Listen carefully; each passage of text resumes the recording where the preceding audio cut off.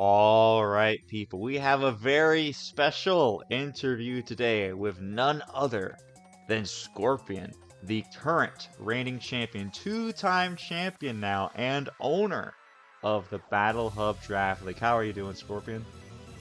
What's going on, everyone? My name is ScorpioN, coach of the Leaf Agents, and this is a bit of an interesting dynamic for me because I'm usually the one doing these interviews, but I'm absolutely honored to, after 2 seasons, finally sort of get my own interview in, and yeah, very, very honored to be here. I'm excited to talk Mons, so yeah, let's get into it, man. Yes, sir. So right off the bat, I just want to get into how did you first get into Pokemon in general, and then from there into competitive Pokemon? I gotcha. So I started because I'm definitely on the younger end as far as BHDL's coach roster goes, right? Or like the people in there. I started in the sort of DS era of Pokemon. My first Pokemon game that I ever played was Pokemon Platinum, which I did on my Nintendo DSi, which my father got for me. And he had one of those illegal R4 cards on it, right? Which has like a whole bunch of games on one cartridge. And I used to only really play like Mario stuff on there, like Super Mario 64 DS and like Mario Party, Mario Kart, all that. Kart, yeah. Yep, absolutely. I played the hell out of those DS games. And then one day I just decided to because I knew Pokemon was also a big Nintendo thing. So one day I just saw Pokemon Platinum in there and I decided to boot it up. And that's when I don't even know how old I was, like 8, 9-year-old self, first picked Turtwig, and now Torterra is still my favorite Pokemon of all time. And I also got my brother in it as well, because he also had a DS with the exact same games. So we actually played Pokemon Platinum, like the story together. And it's very funny, because I also did the same thing everyone does, where you sweep through the whole game with your starter. I did the exact same thing, where I had an overleveled Torterra and just like Zubats and HM slaves, right? Oh, wow. Yeah. But it's really funny because I actually sort of had an early awakening so when you play through Sinnoh, right, with the Torterra, you eventually, because I was just sweeping through the whole game, just clicking Earthquake over and over again, right? Because I was like, yo, this move's strong. Most busted move in Pokemon, 100 power, 100% accuracy. Exactly, and like Torterra learns it when it evolves. I'm like, yo, this move is sick. And then anything I couldn't hit, like any flying type, I would just like chip through with like weak grass step and just hope for the best. But I had a grand old time. And so then I got to the 7th gym, gym leader Candace, and we all know what her signature type is. And I could not beat that with my I'm pretty sure my Torterra was like 15 levels higher than her highest level Pokemon. I could not beat it, bro. I could not beat it. So I did a little digging, right? I didn't even have a phone back then, so I had to borrow my mom's iPad, and I went looking into ways that I could beat Candace. And I caught a Ponyta, I think. Yeah, it was a Ponyta. And then later a Houndour. And I raised them up, and I eventually beat Candace with that, a Houndour, which evolved into a Houndoom. And funnily enough, that one moment is what kind of first started my love for Pokemon and my love for team building, because that's kind of like the awakening that I had. Like, okay, it's not just all about sweeping with my starter. Like, even as a kid, I sort of had that awakening, You kind of had an Ash Ketchum moment, like when he was having to face the gym leaders, and he was like, "Oh man, I lost. I gotta find another Pokemon." Absolutely, yeah. And eventually that got into me building my first ever like proper team. Obviously the Torterra was still over leveled, but like eventually I had a pretty sick team, which I actually rebuilt when I played BDSP, which is like, I think it was Torterra, Crobat, Gyarados, Houndoom, Magnezone, and Gallade. That was the final team that I eventually ended up beating Cynthia with. Wow, Magnezone, Gallade, awesome. It's a good thing you played it on Platinum and not Diamond and Pearl, because you would have been... the fire types are even more limited there. Yeah, absolutely. So yeah, I started on Platinum. I did actually eventually go back and play Diamond as well, with Chimchar, because Diamond was also on that cartridge. And then I also ended up playing Heart Gold as well. So that's how I got into that game in like Gen 2, or at least like Johto and stuff. And then from there on, I actually kind of quit for a while, because my brother eventually kind of shied away from it. He didn't really have the patience for those games anymore.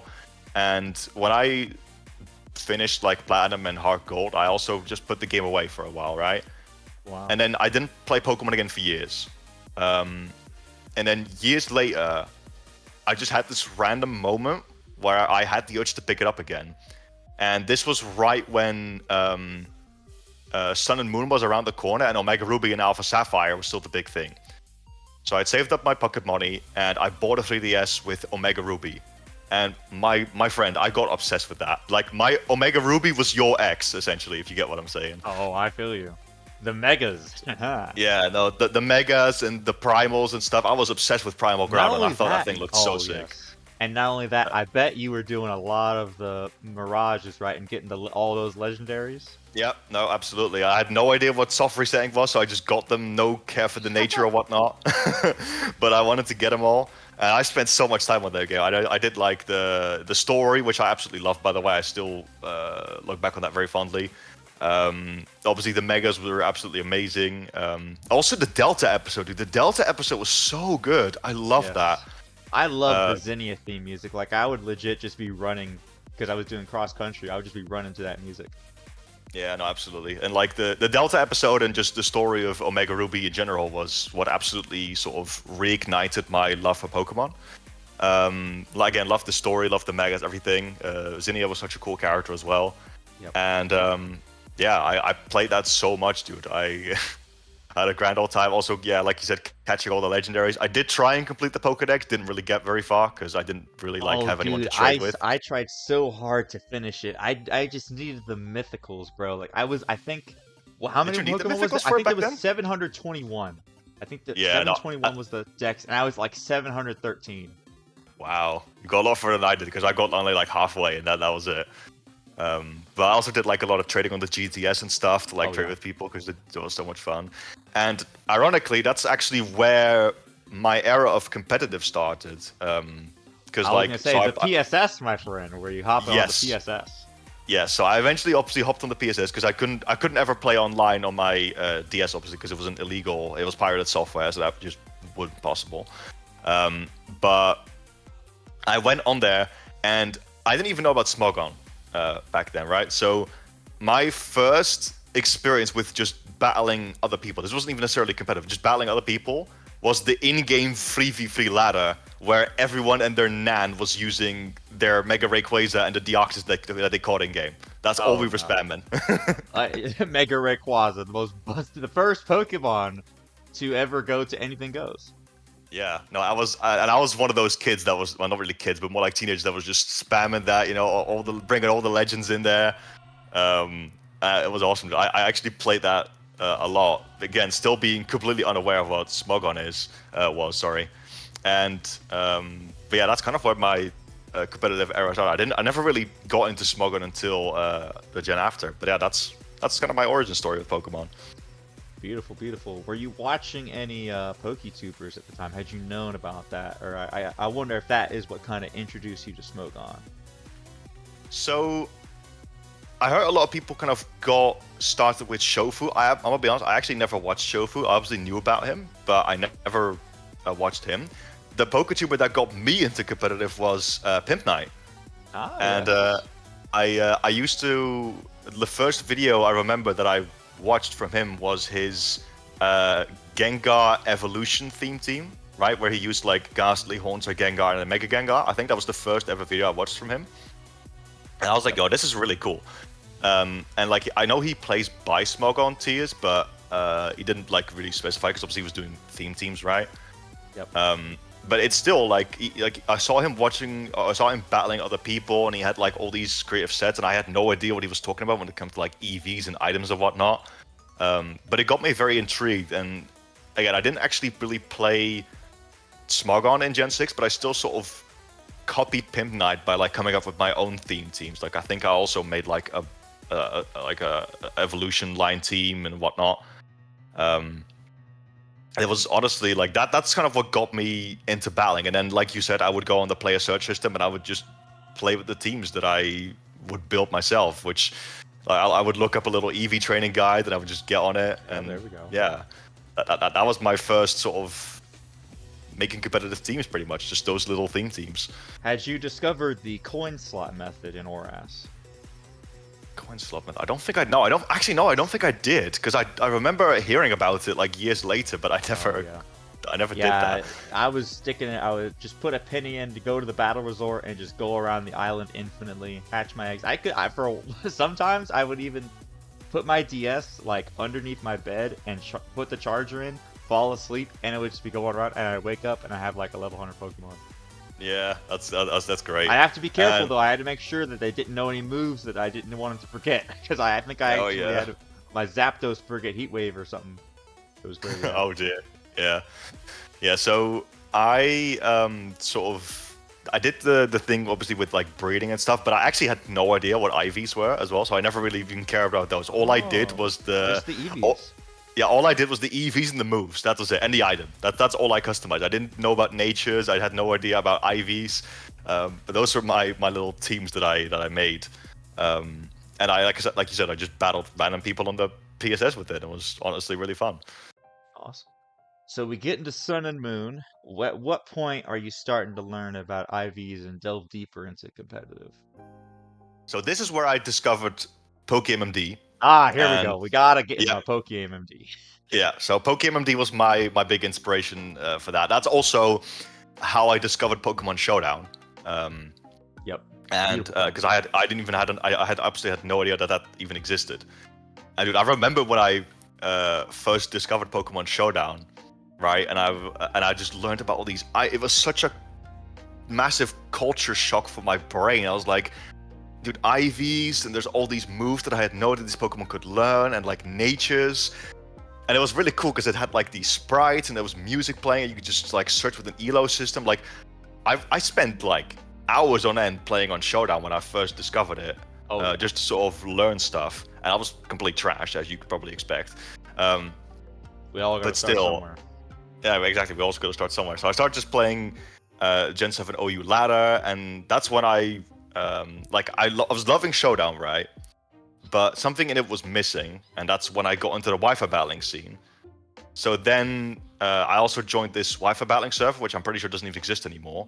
And that's where I got a lot of my Gen 7 like early Smogon battles as well, or like the earliest ones that I ever did. And I still have some of those replays on my Ultra and Ultra Moon file, like on the Versus recorder, and I go back and watch those every now and then. It's honestly awesome. I wish that I had done more. I wish that I had joined like a Discord server back then, because after the PSS was gone, I was having a really hard time finding some genuine OU battles, you know what I mean? Because usually it was either like I was fighting evolution teams or just like legendaries.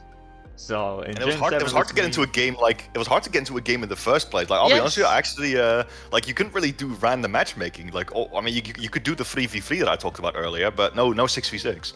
That's what I'm saying. Yeah, I had to I battled my friend that got me into competitive for a little bit, but Sun and Moon was pretty much when he retired. So I was having a hard time. So honestly, for me, Gen 7 was mostly me just breeding the Pokemon. Yeah, I gotcha. Also, I don't know, this is a little bit unrelated to Smogon, right? But do you remember the Battle Royals? Absolutely. That was a big thing because I don't know if you ever watched Duncan Can't Die, but he kind of like popularized the idea of like the, what's it called? The Pokemon free-for-alls. So we were like, oh, we're finally going to get an official format with it. But then it was like, oh, as soon as one Pokemon dies, that's it. Or as soon as like one team runs out of Pokemon, that's it. Yeah, that's it. That's battle just ends. And I thought that was such a waste because I used to just sit on battle royals all day, just playing with randomers, not even caring in the world, and not having a care in the world. I just used to sit on that for hours on end. It was so much fun. Yeah. Yeah. So that's where I had my first couple of Smogon Wi-Fi battles, and that's where the grind started for me. Like, right, I started learning. I joined the Dutch competitive Pokemon community, like the little chat room on Showdown. Specifically for Dutch people. I got into the community a bit there. We also played a lot of like room tours and stuff. That's kind of like how I played against people who were significantly better than me. And that's where a lot of my training arc happened, honestly. And like I would ladder up. And that honestly went on for a while until many months later, I'd finally created a successful team myself. And got a high ladder with it, which is actually a sticky web hyper offense team, which is not considered very good in Gen 7 OU. Yeah, Gen 7. All I remember from Gen 7 OU was the Tapus and the Kartana and Kartana, dude, I love that Pokemon. Tapu Fini and Yeah. Toxapex and Hawlucha. Oh yeah, lots of Toxapex. Yeah. So my first ever successful team that I like built myself and got highlighted with was a terrain sticky web hyper offense sort of hybrid, with the main star team being a mixed mega Garchomp. Really? Wow. You Yeah. were cooking. I was absolutely cooking. It took me a hot while and a lot of missed laddering and stuff, but it was a lot of fun. Because I'll tell you as well, where I started, right? My first ever competitive team that I made was or like a serious attempt at it, right? Like knowing what I was doing. I went onto the Smogon forums, looked at the Gen 7 OU viability ranking, and just picked the first 6 months on there, stuck them on a team, and called it a day. Wow. Put sample sets on them. I just called it a day. That was my first ever serious attempt at making it. And the worst part is it worked. Kind of. Yeah, I mean, well, if you take the top most viable Pokemon, and then listen, I mean, if you got the skill, you can make almost any team work like that. Yeah, like it was like the most boring team ever. It was like Mega Scizor, Landorus T, Heatran, Rotom Wash. Oh yeah, like... of course it worked. Yeah, it was like the most boring team ever, but it was like oddly successful for just slapping the 6 best Pokemon in the metagame at the time. But it was a lot of fun, and yeah, like I played a lot of Gen 7. I consider Gen 7 to be, well, not anymore after Gen 9, but I used to consider it my best Gen for a while. I also played a lot of Ubers. That's kind of like my love for Ubers came in, which I guess is what we'll get to later. Yeah. But that's also like, Ultra Necrozma and the Primals and stuff, and Xerneas and all those mons. Like I was always that kid who used to love playing with powerful mons. Like I was always, and I still do. It's funny. It literally never went away. I still love playing Ubers in Gen 9, ironically. Yep. But yeah, so it sounds like Sun and Moon, you're really hitting your stride. So you were doing it on Showdown. Were you also breeding the Pokemon in game as well? Yes. Yes. Yes. Oh yeah, that's right. Because you said you had the server for that. Okay, Yeah. and so then Gen 8 comes around the corner, and it's revealed that not all the Pokemon are going to be in the game. What's your reaction? And to Dynamax? I quit. I'm out of here, bro. I quit.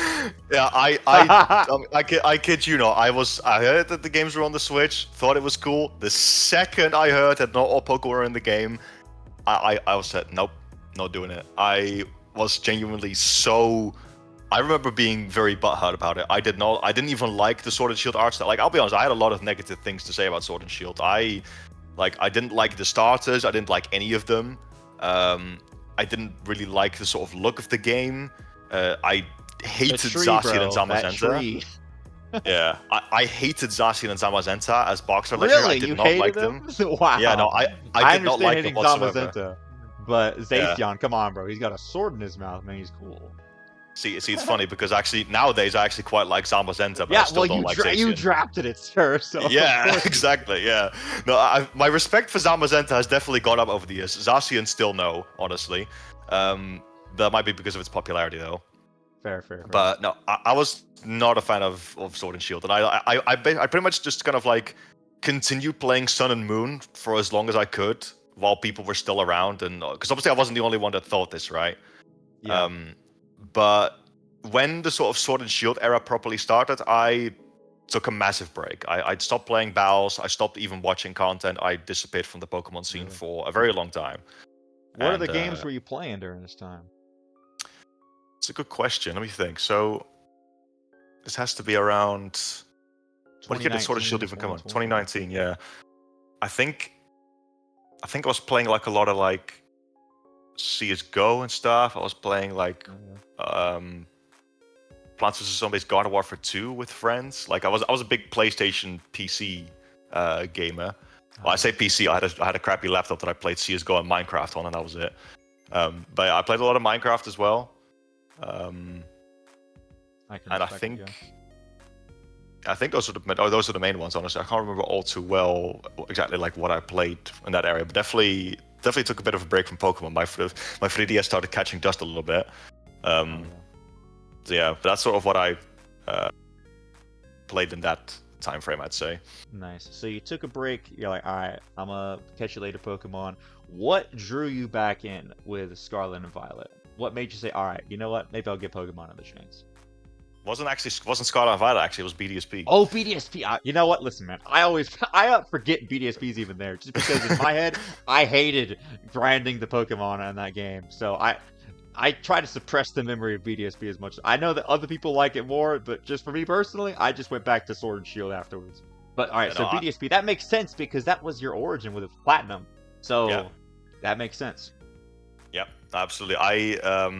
Because I wasn't even obviously I wasn't a fan of Sword and Shield. I didn't buy and still have never bought the games. But BDSP definitely sort of drew me back in again. Because here's the funny thing, right? When the Sword and Shield era happened or started happening, I literally told myself, I'm quitting Pokemon. But if they ever bring a Gen 4 remake out, I will come back to it and I will play it. And lo and behold, they did. Now, was it the Gen 4 remake that I had in mind? Hell no. And I'll be honest with you, even as a big Gen 4 fan, I was really hoping to get like a sick new story and a Delta episode sort of thing. Like I wanted an ORAS style remake for Sinnoh, right? Yeah, dude, if we had an ORAS style remake, oh man, I probably would have kept on playing it. But no, they had to have a faithful remake. Yeah, no, of course. And I was also not even like, I'll be honest with you, I had a very mixed feelings about BDSP as well, because I knew I was going to play it because Gen 4 remake, I had to. But I didn't like the art style, and I was very disappointed by the fact that, because, bro, you have no idea how badly I wanted a Mega Torterra. Like, it was very hopeful, but I wanted a Mega Torterra so badly. But I still got BDSP, and I still really ended up enjoying it a lot, honestly. As a matter of fact, BDSP is the only game that I've kind of 100%ed, because I have the 5-star trainer card in that game. Oh, yeah, and I don't know. You talking about that, yeah. I don't know if you know what you have to. So, have you ever been told what you need to do? With the trophies and underground or something like that? So basically, these 5 stars, right, are basically a reward for completing the game, and they're all tied to certain achievements. So, the first star is beating Cynthia and getting into the Hall of Fame. That's the one that most people end up getting. Yeah. The second one is getting 50 different statues in the underground, like 50 different Pokemon, and some people get that as well. But the last 3, you really have to go out of your way to do, and these last 3 are insanely tedious grinds. And don't ask me how I completed them. So the third one is you have to beat any contest on the hardest difficulty. So you have to like do all the path wins and raising the beauty stats or whatever. Yeah. The fourth one is completing the National Pokédex, which in BDSP thankfully is only 493 Pokemon, but still quite a grind. And also Mythicals, you don't have to do those. I need to get, during my hiatus right now, I need to go do that because I need that shiny Manaphy, you know what I mean? So I'm gonna be working on that myself. Yeah. So you had to go to you had to get the National Pokédex. And then I kid you not, the 5th star, and I don't even know why they came up with this, the 5th star, you had to go to the Battle Tower, which, by the way, I also really love to do. I also love to do the Battle Tree in Sun and Moon and the Battle Maison. And the Battle Maison. Yeah, and the Battle Maison in ORAS. Yep. But you had to go to the Battle Tower, and you had to get 100 wins in a row. Oh, when I tell you that I hated grinding through that thing just to get freaking Earthquake, one Earthquake TM, and it took me like 8 hours. Yeah, now imagine having to like set aside the time to get 100 wins in a row on that.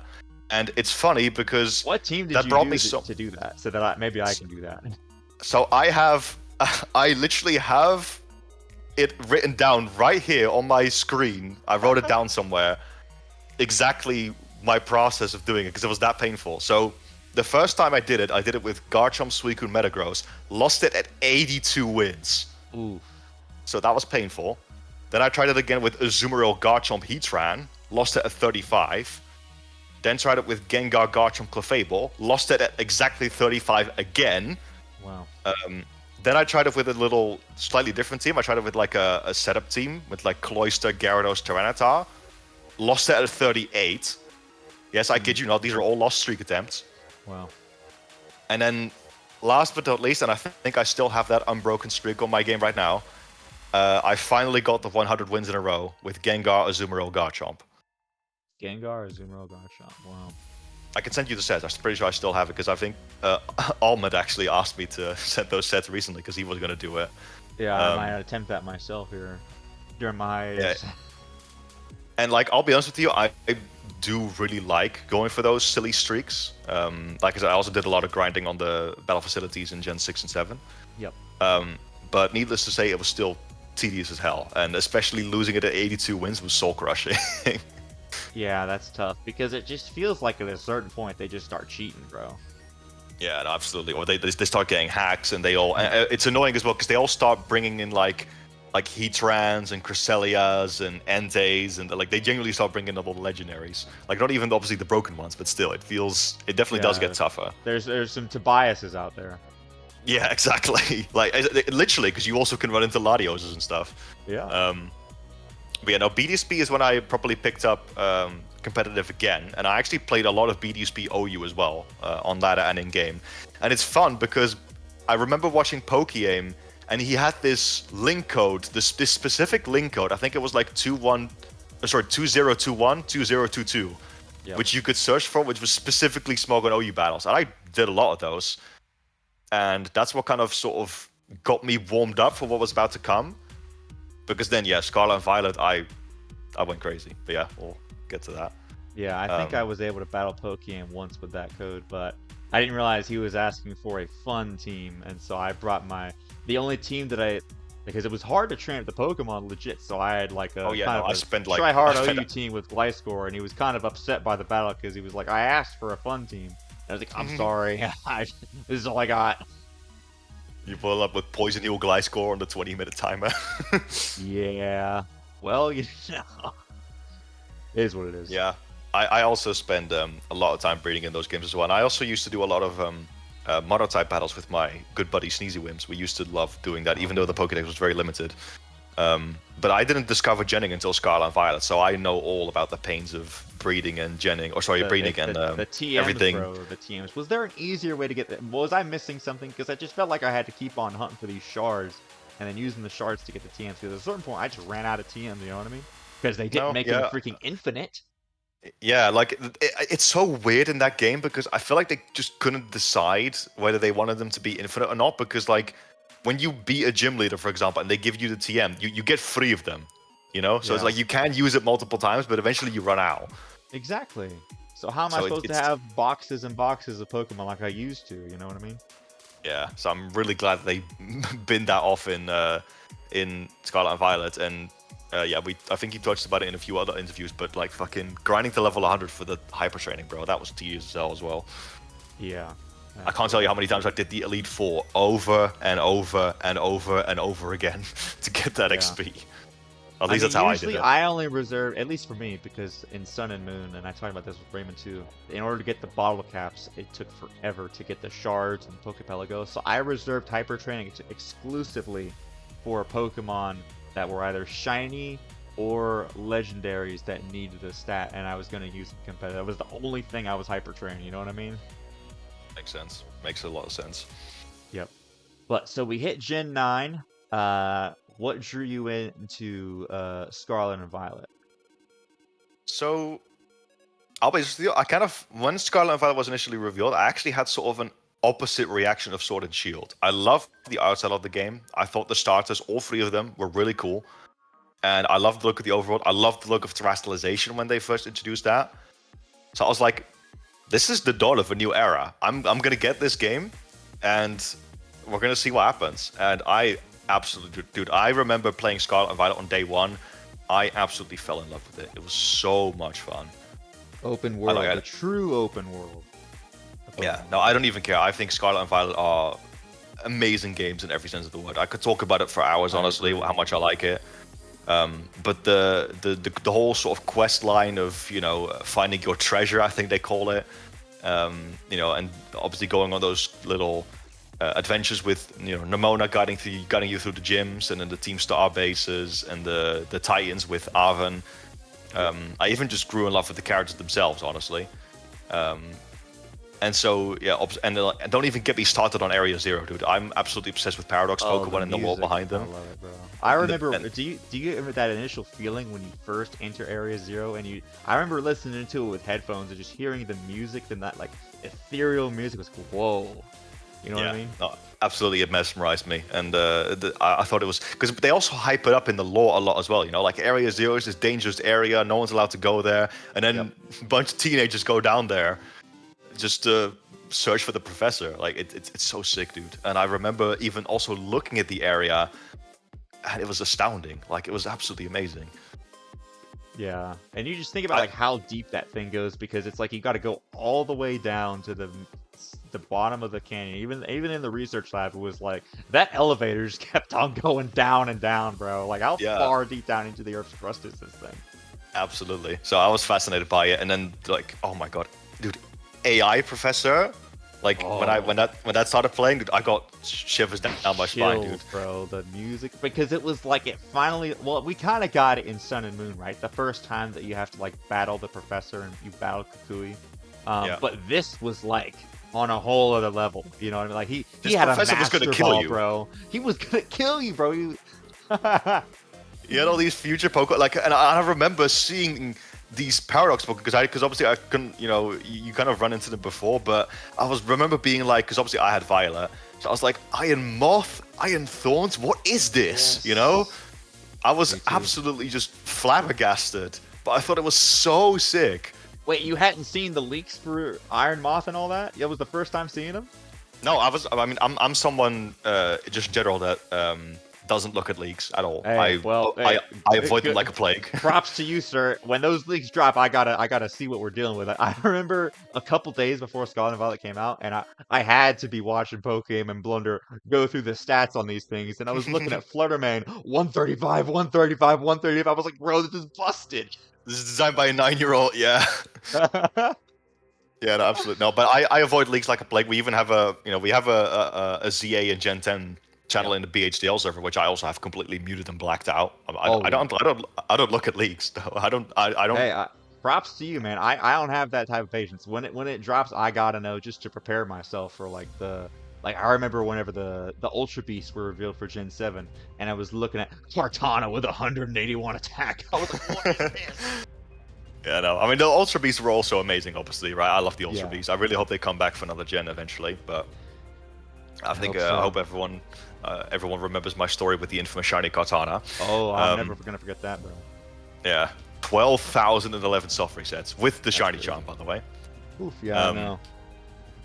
But yeah, so the story of itself was amazing, and when we got DLC, bro, I devoured those like instantly. I was hooked on those stories as well immediately. Oh yeah, You know, the I whole love the Ogerpon Kieran thing. storyline. That's why I made a music video out of it. Yeah, no, Kira and Carmine, I love those characters immediately as well. And then the Indigo Disc was honestly even better. Yeah. So at this point, though, when did you join the Battle Hub server for battles in Gen 9? So obviously I got into it Or from no, wait, watching. I bet you probably joined it in BDSP, didn't you? That's when a lot of people joined it. No, Oh, I you did hadn't? not. I somehow did not. I actually did not watch Jack, aka just Weavile. I did not watch him in the BDSP era somehow. Really? I discovered him in Scarlet and Violet. I think the first Okay, video that I okay. watched of him was like, I think some kind of like Iron Bundle video. Yeah. I think. But I started watching Jack in Scarlet and Violet, and I was like, oh, there's a Discord server to battle people. Oh, cool, because the server that I used to do Sun and Moon battles with, like that server was long gone. I'm pretty sure it doesn't even exist anymore. Yeah. So I joined that server, and that's kind of like where I got into the community a little bit. And that's, I started looking for battles, and I think the first time I managed to catch Jack looking for battles, Yep. we had a really fun battle. I was using like a Chi-Yu Sun team, and he pointed out like, oh, you're really good. Like, it's the first time I've had such a challenge. And I'm like, oh, thanks, I guess. I was still getting into it, right? Because obviously BDSP, completely different meta, and before that, Sun and Moon, I took a very long break between Sun and Moon and BDSP because obviously I skipped Sword and Shield. So I was still sort of getting back into things properly. Yeah, shake off the rust, but the fundamentals are still there. Absolutely, yeah. And that's kind of like what I got more into the community and started beating people around the community, like Beardo, Pokemaster, Raymond. I had a lot of battles with them, especially. Yep. And that's sort of how I got into the community. I was quite active over there, honestly. Like I eventually got the little battle veteran role. I think it was like for active members. Yes. I had a great time, honestly, with like meeting all these people and talking mons. It was awesome.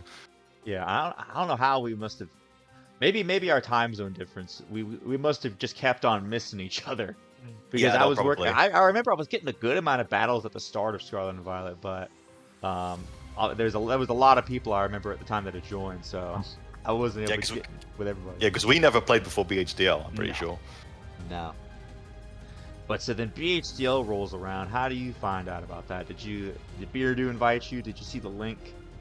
So, I did talk a little bit with Beardo before that. I think we had a couple of battles before that. We used to talk like ladder and stuff. It was kind of like this is the early stages of when I got to know him and everyone else.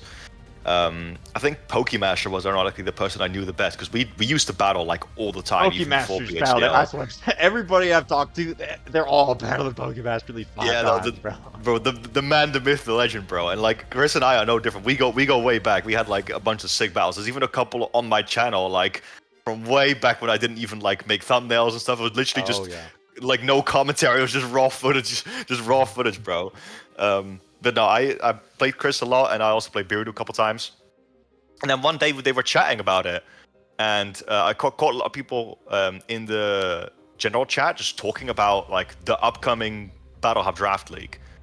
And I remember, I think someone else was like, "Oh, Scorpion, maybe you should join it. You're a really good battler." And I was like, "I have no idea what draft is, bro. I'm just like, should I?" You hadn't And then heard of was draft up to that point? Wow. Yeah, no, I'd never heard of draft. I had no idea what it was, bro. I think I heard draft league like the words once, but I had no idea what they meant, bro. So and then Beard was like, yeah, you should join. You're a really good battler. And that's some great coach potential. So I was like, okay, sure. So I clicked on the link, joined the server, and that's kind of how I got into it. And I think I was actually one of the later ones to join. I think I joined at the same time as Chris, was it? I think. I think we were both in the chat at the same time, and we kind of joined simultaneously. Bunch of people were already there. Like I think you were already there, Beanard was already there, Raymond, everyone. And there's like a couple of faces that I recognized, but then there's also people like you that I'd never seen before, but that I knew like were people in the community. So I'm like, yo, this is tight little space. I'm excited. Yeah. And yeah, that kind of obviously started talking in there, arguably more than the original server. And that's kind of like how I discovered it.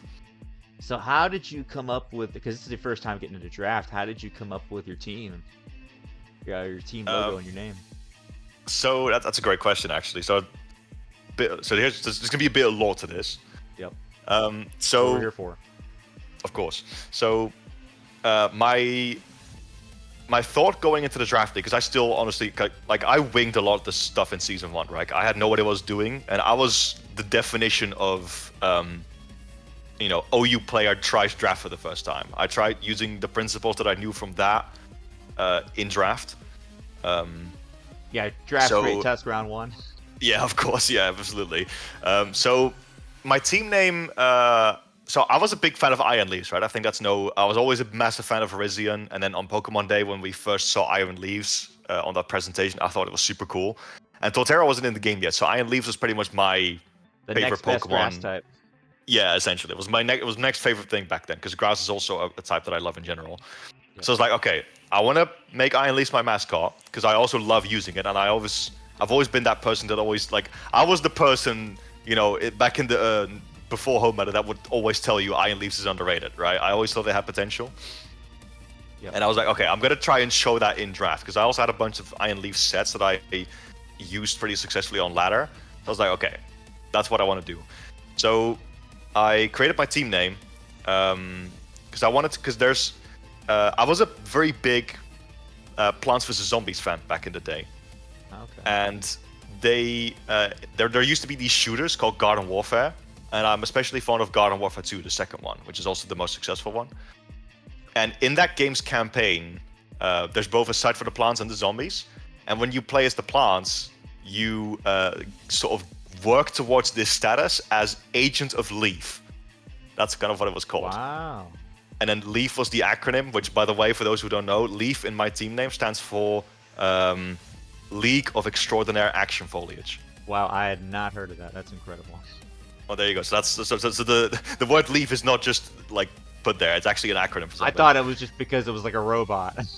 Oh no, it's Leaf has a full-on acronym. There you go. There we go. So obviously because that was called Leaf Agents. That was called Agents of Leaf. So I twisted it to Leaf Agents, and I got this friend which I used to play Dead by Daylight with, who was a really talented digital artist. And I was like, yo, can you make a logo for me? And I was like, I showed him a picture of Iron Leaves, and I described him a little bit of like what I wanted. And this guy just created the exact mental image that I had in my head. And like I stared at it for a good few minutes when he first sent it to me. I was like, yo, this is awesome, bro. And I still love my team logo to this day, honestly. I'm still very grateful to my good friend Devin. He's probably not watching this, but if you are, legend. Thank you so much for making that logo for me. Yeah, I had my friend that originally got me into Pokemon. He also actually designed my original Demolition Force logo. I see, yeah. So yeah, that's where I got my logo, and yeah. When I got into season 1, all I remember is that I wanted to draft Iron Leaves. That's all I wanted to do. And it would be Terra too. Yeah, I knew that we would obviously have this Terra captain system. Like all I knew that I wanted to do was make Iron Leaves work, and so we get to round 1. Right? And I was actually obviously eyeing a Pokemon that I had already used before, and I think some of the Pokemon I was eyeing was like Iron Moth, Iron Valiant. Those are some of the monsters that I'd used before. But it's funny because those were the exact 2 that went right before me. Like I think Stefan picked. You. Yeah, Stefan picked Iron Valiant right before me, like 2 picks before me, and then Beanard, which was the pick right before me, he picked Iron Moth, right? Yeah. So. And again, I knew I wanted to draft Iron Leaves, but I had no other plans. I was actually also talking to Adam there. I was like, because he was kind of like my little guidance into this early season of draft, right? Yep. So I was like, oh, should I grab Iron Leaves round 1, or should I wait a little bit longer? Like, what should I do? And he was like, nah, you should definitely get something stronger. And I was like, okay, yeah, I should definitely get something stronger. I agree. Because I was also like, I didn't really know too well, or like which mons would be grabbed early and which ones would be left till later. But I knew. I had a gut feeling that Iron Leaves wouldn't, go in round 1. So I was like, okay, which Pokemon is good in OU? I was like, aha, Great Tusk, highest usage in OU. Because I was initially a little bit shocked because like, oh, we allow Iron Bundle, we allow like Chen Pao, like this is crazy because obviously this is also when Chen Pao was still OU. But like, so I was really shocked that we allowed some of these Ubers. I had no idea how. These mons strengths translated to draft. But I was like, okay, you know what? I've used this mon a bit. Highest usage in OU. It's gonna go Great Tusk. Probably work out. And it's funny because I had no idea that Great Tusk was actually just as good in draft as he is in OU. Like it's pretty much a 1-to-1 translation. It's amazing. Yeah. And so I got into draft that way. But the big inspiration for me, which I'm sure is the case for many others, was PokeMMD's BBR run. That's kind of like what first introduced me to draft. And that's what I was like, when Beardo showed me the BHDL, I was like, okay, oh wait, is this the thing that Pokemon is doing? All right, that looks fun. I want to try it myself. Yep. So that's what definitely sort of lit the, kind of fired me up to try that. Yep, so we get into the BHDL. I want to know if you felt the same way that I did as we started getting into it, and we're all uploading our videos, because it's like, well, of course you hadn't done any other draft leagues up to this point, but there was something special about the BHDL, something that set it apart from the other leagues. Did you kind of feel that as the season went on? Yeah, definitely. Like there was a lot of enthusiasm about it, obviously, and like it's funny because I bought a capture card and researched how to do videos specifically for BHDL. Really? Specifically for BHDL? Not even just, wow. Because I do remember watching your videos, like, as they were coming out. And I don't think you had uploaded too much at the start of BHDL. No, like, I did, like, I had the YouTube channel that I had run now was literally just, like, an archive for some Wi-Fi. Like, I used my channel as a versus recorder, essentially. That's what I did. Hey, yeah, that's what my channel started out as, too. Yeah. So... And then, but like those were all just battles with no commentary, no editing, nothing. And my first proper upload was actually my draft analysis for season 1, and I practiced recording specifically for that upcoming season. Beautiful, yeah. It was great seeing your sides of the battle because I was watching it and I hadn't seen you up to that point. And I was like, no one did. I honestly kind of came out of the shadows because a lot of people knew each other from Sword and Shield. A lot of people have been battling each other since that or since BDSP. I didn't join the battle hub until like Scarlet and Violet, so I kind of like a lot of you guys knew each other, but I kind of came out of the shadows in that regard. Exactly. But the moment I started watching, I was like, okay, this guy's somebody to watch out for. So that's why all the way up until our battle, I was kind of like watching you on the side because I knew that we would battle in week 8. And up to that point, I was like, I gotta watch out for this guy. Yeah, And it's of funny course, too you were the because one to break my streak. yeah, no, legendary story there. Yeah, so like it's funny because other than Chris and Brandon, and I guess kind of Bearded too, I didn't really know anyone. Luckily, all 3 of those were on my schedule. But like I battled like Beanard and Rolder and who else? Like Icy Dude and Adam, obviously. And I'd faced none of these guys ever. I'd never played them. I'd never seen them in action. So like I saw my schedule and I was like, yeah, sure, we ball, you know. And I was very excited to battle Chris because obviously that's kind of like someone who I knew. So getting to face him in my first ever draft league battle was very nerve-wracking because I'll be honest, I actually thought Chris was a better player than me back then. Just because how much practice he had, and I didn't really. But it was really great fun. But I remember as the season went on, you were going on a massive win streak, right? And you were like clearing. You were like taking names with Dragapult especially, and you were actually the first person that I really considered like, okay, this guy's a threat. This guy knows what he's doing, and especially in season 1.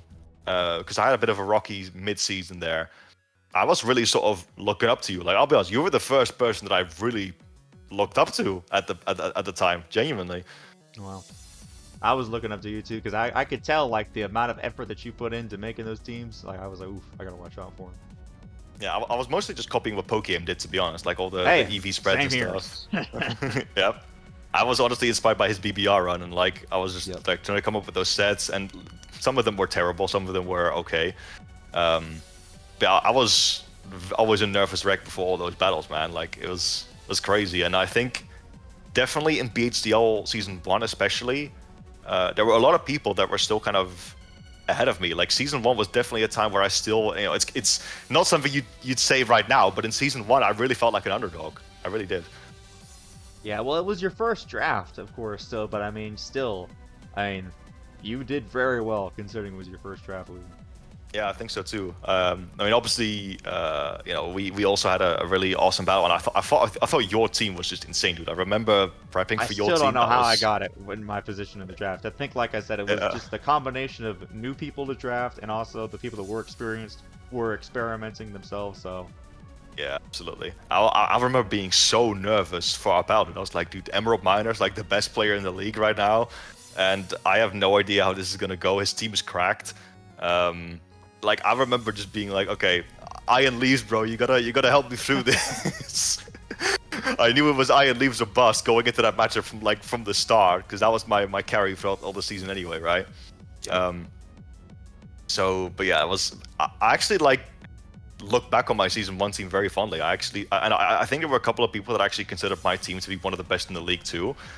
But like with the current knowledge that I have of draft, I was like, yo, my team actually wasn't that bad. Yeah, I mean, with the Terra, Iron Leaves is good. You got good walls and Rotom Wash and Great Tusk, and you've got some good offense in Hydreigon. Yep. The Barraskewda, oof. I think that was a transaction you made at one point. Yes. That was a very good transaction. Well, ironic about that, that's the only transaction I've ever made in the entire history of BHDL. You haven't made a that single one transaction? Nope. Well, it's the Terra types in season 4, but like I have not traded a Pokemon, an actual Pokemon, since season 1. And I got Magnezone. Magnezone was actually a Leaf Agent back then, but I never brought it to any games, and it was kind of useless. So then I think it was Beanard that initially had Barraskewda and then dropped it. And I remember looking at my speed tiers, like my fastest Pokemon up to that point was Frostlass at base 110. So like I gotta get some extra speed, bro. And then I got Barraskewda on the team, and then literally I think the week after I got it on the team, I 5-out Arcanine with it. I was like, yo, this monster's awesome, dude. So yeah. Yeah, I mean the BHDL season 1 doc. I mean a lot of the stuff is messed up, but at least the transactions are still in place. So yeah, I can see effective week 5. You got Barraskewda for Magnezone. That's great. Beanard traded in Barraskewda and Arcanine, and you got Slowking, Pincurch, and Earthworm. Okay. All right, so we finish up the BHDL season 1. Raymond's the champ. We get into season 2. You became a commissioner in season 2, did you not? Yep, I did. How was that? I think it was more sort of that Beardo sort of noticed he needed a little bit of extra hands on deck, right? And he noticed that I was still kind of enthusiastically participating, and this is when Beardo and I really sort of started talking more and really properly became friends. And it was like, yo, and Stefan was on it as well, and the two of us were really enthusiastic about joining the team. It was like, yeah, sure, you can be on the team, and we can try and run it together. I'll be honest with you, I don't know if I was still the best choice, because like I think I was good as a commissioner from the organization part of things, but obviously I still wasn't the most knowledgeable with like setting up a draft board and making the rules and whatnot. Like our season 2 rule set wasn't the most balanced, I think. Then again, it really didn't really need to be. But it was a great pleasure, honestly. It was really fun talking to like Adam and Steph and Beardo on the team then, and it was a real pleasure. I honestly never even like thought that could be a thing, but I guess that's what happens more easily when you have a close community like that. And it was a great time, honestly. Awesome. And so then season 2 goes through. We had I think the hardest thing was that we made the thing 8 weeks. I've never seen up to this point that we've had such a huge a 9-way tie, and the only thing that separates us all is differential. Yeah, that was and crazy. The top like two, Brandon and Raymond had the same differential. Yeah, and seeds 1 through 9 all with the exact same record. Yeah. So unfortunately, you just barely missed out.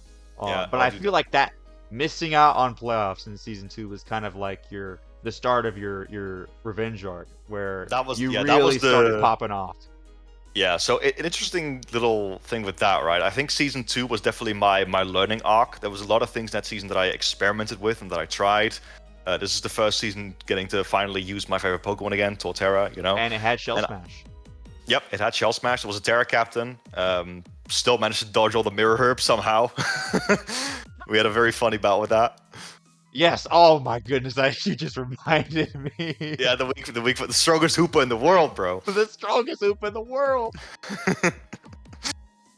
It's so funny too. It's so funny that I actually did run Shell Smash. You have multiple Mirror Herbs, and it's still just like mowed through half your team. Worked out.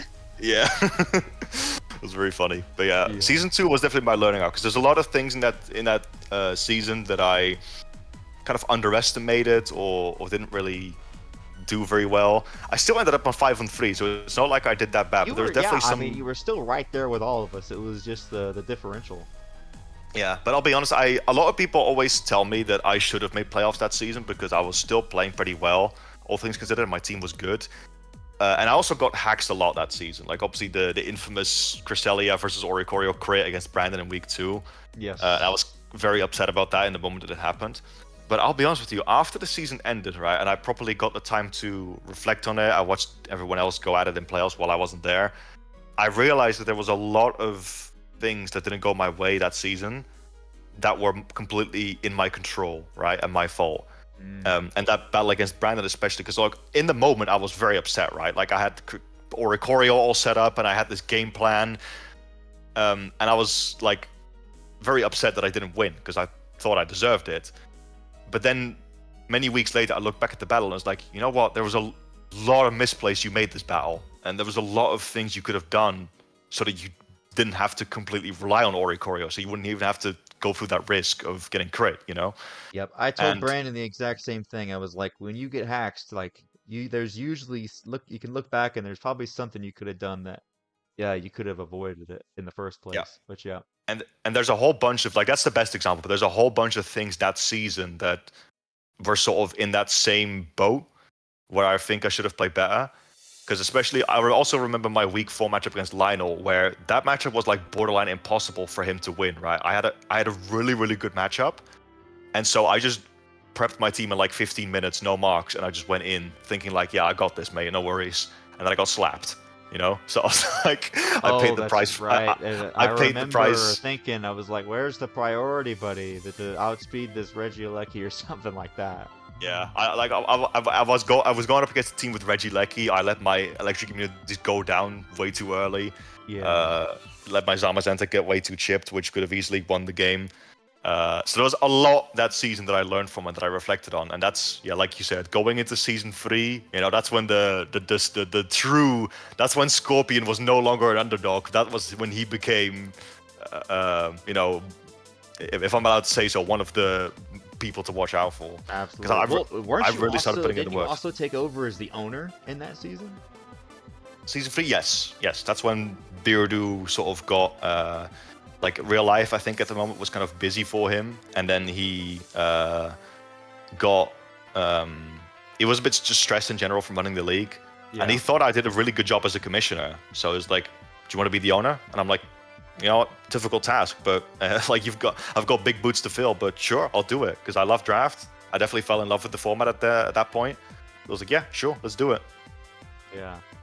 That's crazy to think too, like that we just. Well, I guess it makes sense because you look at like Pokémon and all them that they've kept on going with drafts. So we just kept it rolling, and so that's when you got to use Iron Vow and Iron Crown. There you go. Oh, dude, my season 3 draft was very, very memorable because that was Indigo Disc, right? I was super excited about Indigo Disc with the 4 paradoxes and all the new mons that came back. And I remember looking at, I think it was Choco Premier League season 1 that Pokemon stuff were in, and a couple of other YouTubers like Mephisto and stuff, and Viz. I think Viz was in that season as well. I believe so. And I think Pokemon also had the Shell Smash Torterra, and like that was. I looked back very fondly on that season because a lot of our season 3 rules were also based on SPL season 1. We had quite a few similar prices, I think, as well.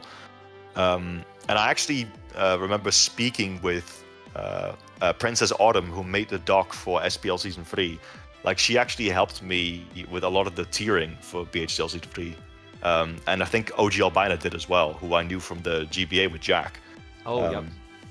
I had a lot of like help setting up the initial draft board for season 3. Because obviously there's tons of new mons, right? We had to make sure they were priced fairly. And obviously the 4 of us, because this is also when I hired you guys as my commissioner team, because that's when you, Brandon, and Beanard first joined the team. Because I was like, new season, new DLC, I got to get some extra hands on deck, and that's when I remember season 3 was definitely the most work to organize. Like first taking over, that was a very big project. And that was my first time being a commissioner on a draft league like that. So that was really cool to get to see all the behind the scenes too. Yeah, because I knew I needed some extra commissioners, right? And I wasn't too fond of the team. I think April had also left the server at that point. There was something else going on, but he was no longer on the team. Steph wasn't on the team anymore either. And so I was like, I need some hands, and I still got Beardo with me, but I need some extra help. And like I always knew, and like I'll be honest with you, when I was considering a new commissioners team, you were easily the very first person that I thought of. Like I need Emerald Miner on the team because I always considered you one of the strongest players in the league. I always thought that you, like, your sheer enthusiasm and sort of passion for the league, because obviously you were also doing the recaps, right, in season 2, which you put a lot of effort into, which were awesome, by the way. So I was like, I have to have Emerald Miner, dude. This guy is perfect. This guy's made to be a commissioner. Thank you, yes. Yeah, because it's like, before we even, I don't know if you watched, like, I used to make these trailers, too, for when we had the original Battle Hub League. Because I just love the idea of everybody getting together and doing the battles. Because you got to remember the whole Sun and Moon era when I wasn't able to battle anybody. I just love having these Wi-Fi battles with strong trainers because it's a hard thing to find. So when you finally have this, I really want to cultivate it and keep it going. So yeah, definitely. I wasn't around for that era, but I've heard the stories from the other interviews too, and I was like, that sounds awesome. I kind of wish I was around for that era now. But yeah, so I obviously got you in the team. I also got Brandon on the team as well because he was also a very good friend of mine that I thought he was. I actually thought he improved a lot as well over the seasons. Like get him on there, and I think it was actually through some feedback form that Beanard wrote like he was like sort of saying like, oh, maybe I could be a commissioner. I have some ideas. So I messaged him being like, oh, you said you want to be a commissioner? All right, go and pitch yourself. And then he did, and I was like, sure. And then I had my team of 5. So there we are. And then that kind of like started the new era for BHDL. There we go. Yeah, always loved listening to Beanard's. He had his little like recaps at the end of the week, and he was like kind of going over things. So those were always great to listen to too. Absolutely, So yeah. season 3, we get through. You came so close, brother. You Yeah. made it all the way to the finals. I was that season. I'll be honest. That season, I kind of felt like a chosen one, right? I was having so much fun with my team, like Hisui and Samura, Torterra, Iron Crown, Iron Val. Like I was having a grand old time, and I still look back very fondly on that team. Very fun regular season as well. Absolutely. And yeah, the run was going amazing. But then the final, like even being the first to eliminate Raymond from the playoffs, doing the unthinkable.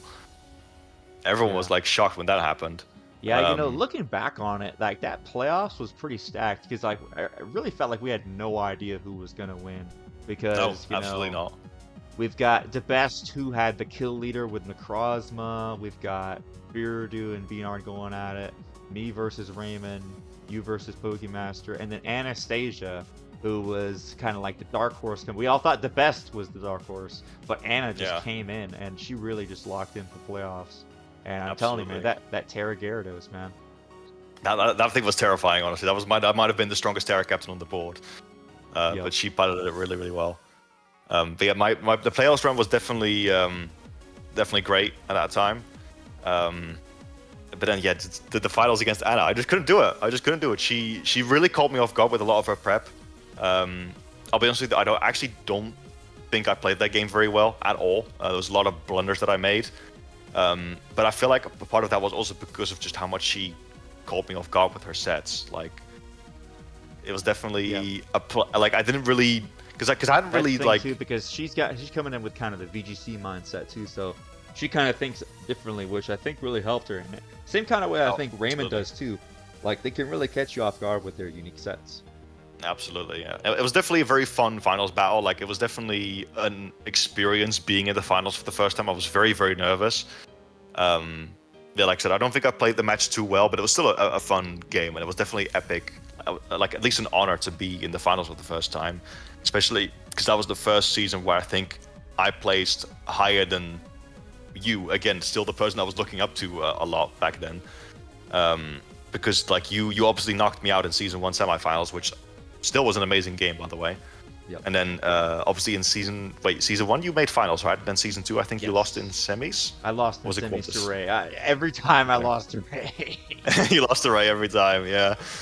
So yeah, like getting further ahead than everyone else. Like I honestly was not expecting Anastasia in the finals. I really thought I was going to be facing Beanard, honestly. Like when they played that semifinals game, but obviously I think he was feeling sick at the time, so obviously he couldn't play to the best of his abilities either. Right. But still, very, very fun finals, and I like just getting there for the first time was crazy. Yep. So season 4 rolls around. We finally were able to get a new logo with the Necrozma logo as the kill leader, and we're still going strong. I think this was whenever we implemented low tier Terra, right? I think. Yeah. Well, yeah. So season 3 was kind of like. Yeah, season 3 was like season 4 was proper low tier. Season 3 was kind of like an attempt at low tier, but we still let demons like, I think, like Torterra and Gyarados and stuff Terra, yeah. So that was like a pretty, that wasn't really low tier, that was more like mid-low tier. Yeah. Season 4 was the first time we had like proper low tier, like 9 points and below. Yes. And so that season, you really wanted to go with this story of bringing Palafin to the finals. Oh yeah, the Palafin story. Made a good time. So I was talking with Raymond and Beardo, right? These were definitely like my great friends at that point. Yep. And I remember we were talking like, oh, which monster do you guys want to go in season 3, or sorry, in season 4, right? And Beardo was really hyping up that Chi-Yu, and I'd never drafted an Uber, right? Because in season 1 I had Great Tusk, season 2 I had Zamazenta, which was OU still is, and in season 3 I had Iron Val. So I was like, I want to try an Uber. And then I don't even know what particularly gravitated me towards Palafin, other than the fact that I thought Palafin was really good, and I just wanted to show off its potential. And I knew that. Another reason why I got Palafin was because I play a lot of hyper offense, right?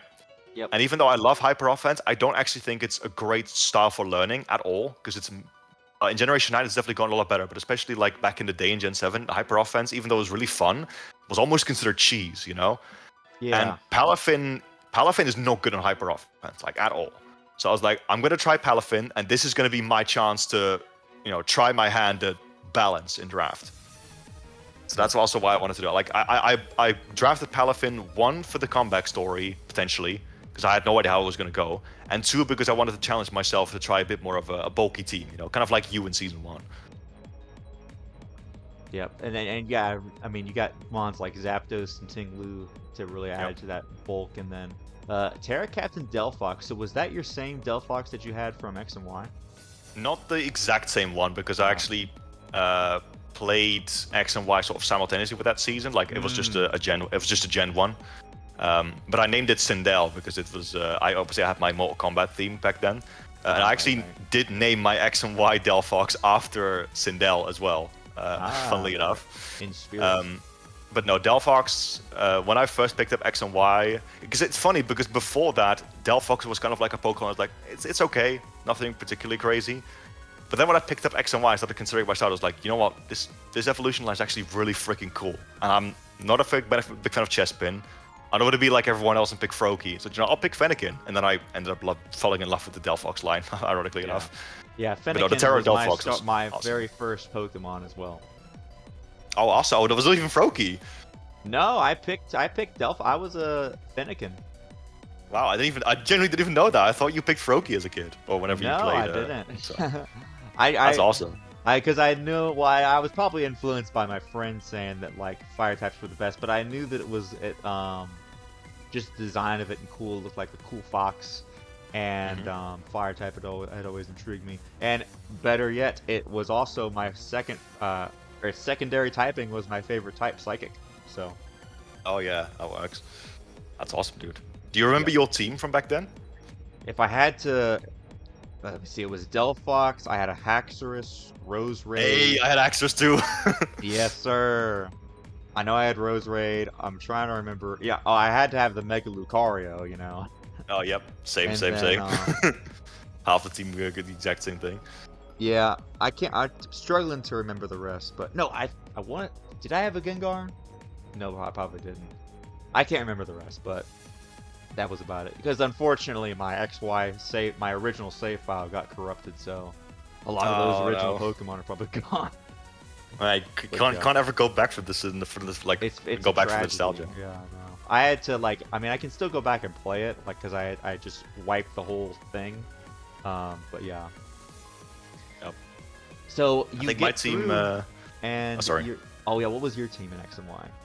Oh yeah, so my team was Delphox, Haxorus, Mega Lucario as well, Azumarill. Shout out to you, Ray. I had, who else did I have? I had Aerodactyl. That was the 5th. Okay. And then who was the 6th? I can't. Let's see. It was Aerodactyl, Azumarill, Haxorus. Oh yeah, of course it was the Kalos starter. I had a Venusaur. Oh yeah. So that was my team. Mine. Another one of my. I picked Blastoise. Oh, okay, there you go. So yeah, my team was Delphox, Venusaur, Haxorus, Azumarill, Lucario, Aerodactyl. That was my XY team. Yeah. I actually do still have that original Blastoise. If you ever see me use a Blastoise in my Pokemon battles named Aquamaster, that was the name that my 13, 14-year-old self picked. Oh, love it. Yep. That's so awesome. We get through, and you managed to win the whole thing finally with Palafin. How did that feel? Incredible, honestly, absolutely incredible. Especially because I'd flopped it the season before. It was, I definitely, especially going at it with Raymond. Yeah, you had to beat Raymond again. Yeah, definitely. Like Raymond is someone who, even to this day, he's still never beaten me. I can never stop being afraid of and respecting the hell out of Raymond. Right? He is such an incredible battler, and every because we prep together and we play together, right? And every single time I see him prep for someone, I'm like, dude, how do you come up with this? Even, because a lot of people consider us to be the best preppers in the league, but like even he still impresses me so much. And it's like, there's always something in the back of my mind, like, if this is how he preps against other people, what's it gonna be like when he goes against me? It's like there's just so many things like and ways of counterplaying my team that I'm not even gonna think of that he's gonna pull out of nowhere. And it was I was very nervous as well, just like in season 3. But I really wanted to win it. I was confident in my team. I had a very dominant regular season run as well. I was absolutely loving my team in general, and I just went into it, tried my best. I really liked the team that I sort of built for that match in particular as well. Perhaps quite hard for it. Sorry. Yep. But no, emotions started flowing through me because winning the BHDL was something I wanted to do since season 1, but unironically also was something that I never really thought was possible for me. Because like there was people like you and Birudu and Raymond, and I always considered you guys to actually still be a caliber above me. Funnily enough, it wasn't until I got to finals in season 3 I was like, maybe I can do it. You know, maybe I can do it one day. And so when I finally did, once I saw you in season 3, I was like, nah, he's probably going to be the next one to win. Appreciate it. Yeah, I know there was a lot of other people that had confidence in me as well, and I can't say how much I appreciate that. It's really wholesome. But no, I had lots of emotions, man. It was winning the BHDL again, something that I wanted to do for a very long time. And I remember even my parents, I was talking about them to them about the league, not really like in detail, but I was just telling them about this sort of gaming league that I was in related to Pokemon. I remember them like wishing me luck for the finals, because they also know that I'd lost in season 3. So just like, go get it this time. It's really awesome how they support me in that. That's awesome. Yeah, because that was one of my questions too. Is like, do you talk to other people IRL about the league? Because not only are you the 2-time champion now, but you're also like the owner of the whole thing. You know, so it's like, yeah. Truth be told, no, I don't really. Wow. If I'm a little bit honest, I'm sometimes a little bit still embarrassed to say that I like Pokemon, especially brother, come on. And well, I get it. I know. When I was originally into Pokemon, no, I get it. Because when I was before I got into Pokemon, I was like, Pokemon, that's a kid's game, bro. What are you talking about? But then once I played, I was like, bro, this is the greatest game of all time. Why aren't more people playing it? You know? Yeah, absolutely. And like my friends definitely know that I play Pokemon, that I like it. But I'm like, it's mainly and like definitely these days, I'm not so much afraid to admit that I like Pokemon. If anything, on the contrary, and I make friends with it. Yep. But even IRL, but it's more just the niche of draft that I never really feel like explaining. Yes. That's the main thing. And like my channel is almost entirely based on draft, you know? So I don't think a single one of my IRL friends watches my channel. My ex used to, but that was about it. Yeah, that's what I'm saying, bro. The tragedy of like we've created this like in-depth like storyline and almost like world in our heads, like us battling each other, but it's like we're like only people that know about it.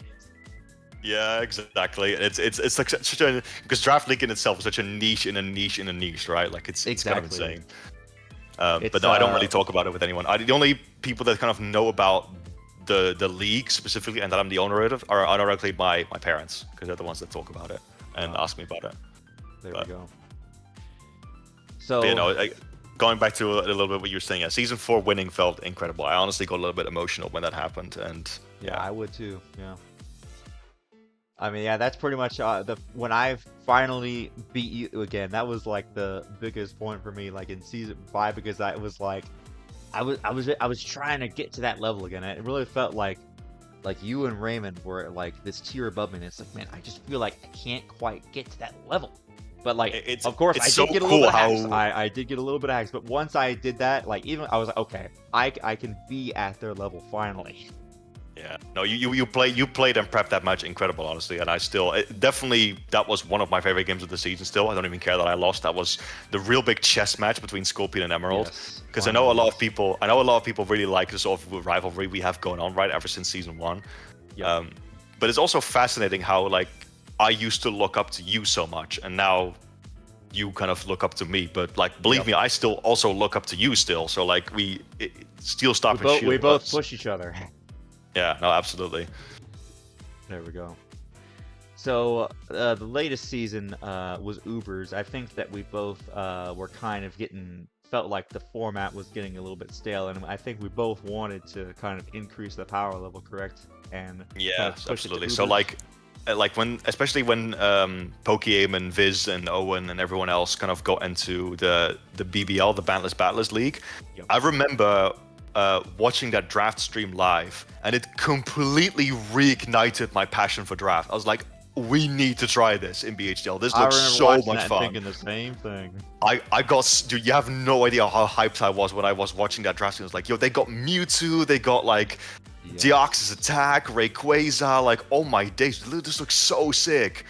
And because I love my Ubers, right? So I was like, I was watching it, and I was so just even excited to watch that season. Like the dynamic of all these talented players going at it with these powerful Pokemon and seeing how they did it. And obviously, I was instantly eyeing Keegan, the Lunala user over there. I was like, all right, let me see that Lunala in action, bro. I want to see how this goes. Yeah, when Pokémon drafted Mewtwo, I was like, oof, here we go. Yeah, I'm willing to bet that you had a grand old time seeing probably your favorite YouTuber watch Mewtwo or draft Mewtwo. Sorry. Exactly. That's how I felt. See, I like Mewtwo personally as a legend, but it's never really been one of my favorites because I was never an OG Pokemon fan. I joined in Gen 4, so like Dialga and Palkia were my sort of OG legend, especially Giratina actually, because Platinum. Giratina is still my favorite legendary in the game. Yeah. I mean, I didn't join until Gen 6, but remember, they had Mega Mewtwo, and they had the Mewtwo in the cave still, so it was right there for me. Absolutely. And AIM still was really sick, right? Because he had like the Primarina and the Gouging Fire and the Iron Crown. Obviously, that's what I was most excited for on his team, ironically enough. Oh yeah, the round 7 Gouging Fire or something like that. Oh yeah, round 7 Gouging Fire is crazy. I mean, I say that I got round 7 Dragonite this season. Oh right, yeah. It's also kind of crazy. Yep. So yeah, because watching them because I was thinking about doing an Ubers League honestly for us, but I was concerned. I was like, well, how is the power level going to work? But knowing what they did with the Terras and how it would all be balanced out, that gave me the confidence to be like, okay, we can do this. And then when you messaged me about doing an Ubers League, I was like, buddy, I've been thinking the same thing. Yeah, we in this. And I messaged Beardo and he was hell into it. I messaged Brandon, he was like, hell yeah, let's do it as well. And like it's funny you say that too, right? Because like I was always thinking about the hosting an Ubers League, but I also knew that balancing it was going to be a nightmare. And I can guarantee you, if we did an Ubers League in season 3, like it would have been a mess balancing wise. We would have allowed like Miraidon, Koraidon, all them, and it would have been a complete nightmare. So the way we did it this season is definitely the correct approach, I feel. Absolutely. And yeah, I think this season was honestly pretty successful. I don't think, I mean, obviously the Lunala popped off as we expected to, but I mean, I feel like a lot of that was kind of people not necessarily prepping for it as much as they should have. I feel like if you prep for it, it wasn't too bad. It really felt like the legendaries were kind of balanced. Like, I mean, the top 2 it wasn't necessarily the Ubers, it was like the Raging Bolt, and we had a Terra Lilligant that really popped off, you know what I mean? Yeah, no. Of course, Lunala was still King Bra for that. That was incredible. Absolutely. Yeah, I can't wait to interview King Burra too. That's gonna be great. Oh yeah, we gotta have him on. Yep. So I want to actually ask you, if you don't mind. How did you feel about finally getting to draft or finally getting to pilot Mewtwo, not just in a draft league, but in BHDL of all places? That must have been a dream come true, no? Absolutely. And with my own Mewtwo that I had originally. Yeah, bro, that was so sick. That was so sick because I actually bought Pokemon Sun and Ultra Sun back in the day, so I didn't even have a Lunala I could have brought over if I wanted to. Oh yeah. So. Yeah, like I didn't even think I was gonna be able to get it. Like, I kept thinking I'm not gonna get Mewtwo. Somebody's gonna snipe it from me. I already know because I'm just used to it. Like every time I want to use a Pokemon, it gets sniped from me. Except for like Dragapult. Well, yeah, I can't complain too much. I got Dragapult and Iron Valiant before, but I was like, I just don't think I'm gonna get it this time. But then it got closer and closer, and I was like, nobody's getting it. And so I was like, all right, I'm going to take a picture of it just in case. I don't want to jinx it, but we'll see. And then when it got to me, I was like, oh, I'm actually going to get to use Mewtwo. This is so great. Yeah. And so I literally like went through and I think I had my Mewtwo just chilling in Pokemon Home. So once I knew that it was mine, I went ahead, I put it in the game, and I reset the EVs, hyper trained it, got it ready to go, because it wasn't really, honestly, perfectly competitive at the time. So it felt really good to finally be able to use it again, and it was such a fun time. Like, I love making the poses and going like, Mewtwo, do it now. You know what I mean? It was so great. I can very much imagine it. It was honestly like I could tell how passionate you were with Mewtwo, and I think it was so cool that that you got to pilot it, because I think you honestly would have used it better than anyone else. I mean, maybe Ray would have cooked with it. I'm sure he would have, but He probably, yeah. He wanted the Chien Pao. Yeah. All right, so that kind of brings me up to some of the last questions here. What do you think of the impact that the BHDL has had on other people? Like knowing that we got all these different people coming together in the draft league. What's your view on it? I really like what we've created here, honestly. I also think the way I sort of set it up, or I guess the way we set it up, everything has definitely brought people together in a very cool way. You know, because we create something that other draft leagues don't, right? We have these side projects and these things on the BHDL channel, and we watch each other's games and we react to them, and we hype each other up, and I think that's honestly a wonderful thing. And BHDL for me is definitely a league where steel sharpens steel, like everyone. You got all these people who are making like crazy improvements over the years.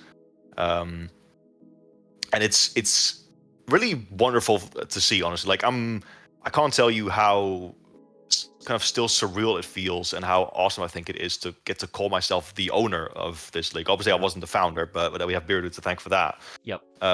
But I'm still staggered that we managed to create such a lovely community. And yeah, like it's not just us, you know, the outsiders are seeing it too. Like DRVR, King Barak, Cody, when they joined here, they were all like, yeah, BHDL is a really cool place. I'm loving it here. And I'm like, hell yeah, dude, that's awesome. Yeah, we got people like Al that was battled in so many other different draft leagues, but he joined BHDL and he was like, oh, there's something different about this place. Oh yeah, absolutely. And Al was also like, dude, I love Al personally. I don't know what you think of him, but I just love his whole vibe and his whole videos. And his like, absolutely new.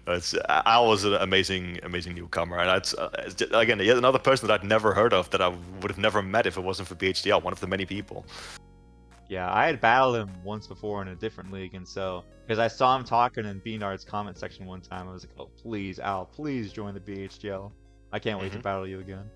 And dude, I want to say as well, by the way, Al, in my you know, I hope this means a lot to him coming from the two-time champion. Al is so freaking talented, dude. This guy is so good. Yes. He came like the 3 times we played. I may have beaten him 3 times, but it was all so close, and I had to take multiple many risks in the battles that we played. Like I think the battles that I played against Al were the battles that I played my best, like my A game, because I had to. And his prep against me in season 5 quarterfinals was insane, dude. I remember looking back at the battle and I was like, how did I win this? I know, I had to face him week 1.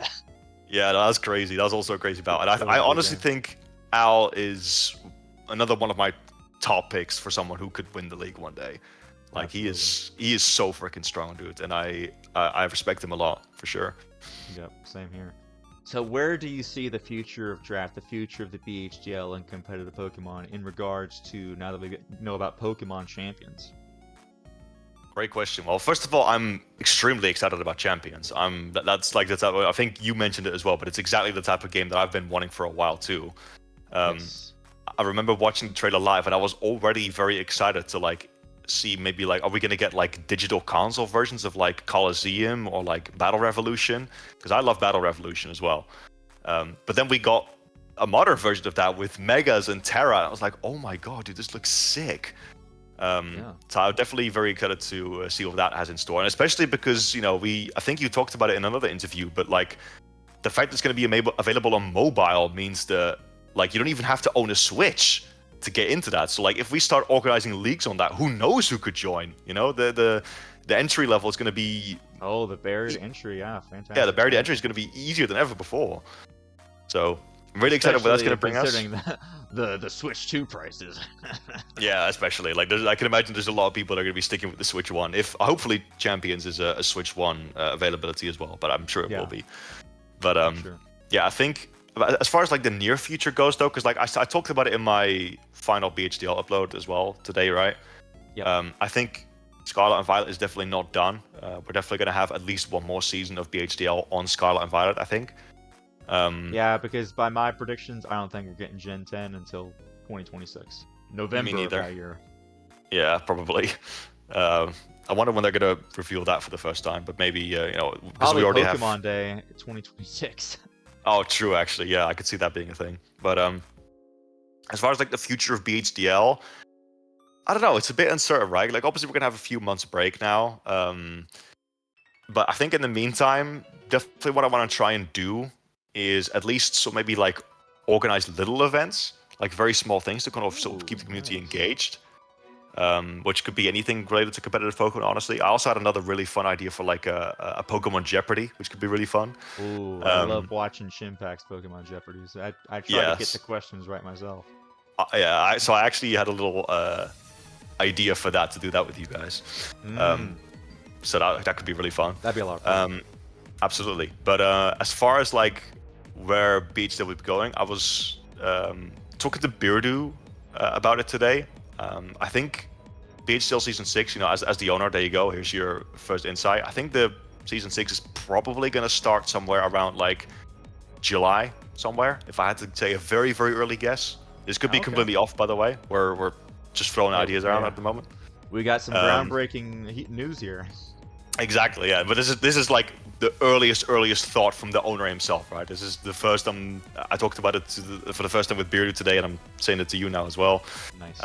That's the early idea, but again, it could be completely off. But yeah, I think definitely what I'd say, the main thing I would say I would want to get out to the BHDL community is I'm gonna be looking out for opinions, right? And I want to see, because just like we did with this season, with Season 5, where we, you know, shook up the format with an Ubers League, I would just say the best way I could put this is don't expect every season going forward to be standard, because we could definitely have more shakeups like it. I'm not saying the next season is going to be an Ubers League, like that's unlikely, I think, but there's a lot more ideas that I have for the league. And like I said, even though I'm not going to be participating in it myself, there's definitely a lot of things that I want to also, you know, page for you guys, the commissioners team, and see what we can build. And also, I really want to hear the community's opinion too, because I want to sort of see what they think. And because at the end of the day, that's what we do it for. You know, we make the league for them. So right, yeah.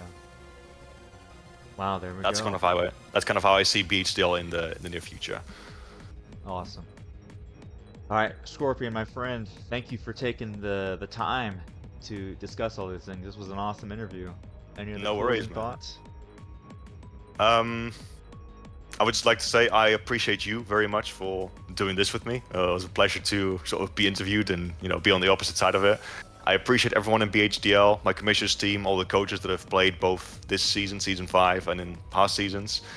And again, even though some of us are retiring, I'm sure BHDL is going nowhere. You know, we're gonna make it great. We're gonna keep it great, and it's only gonna get better from here. Honestly, especially when Champions starts rolling around, it's gonna be a good time.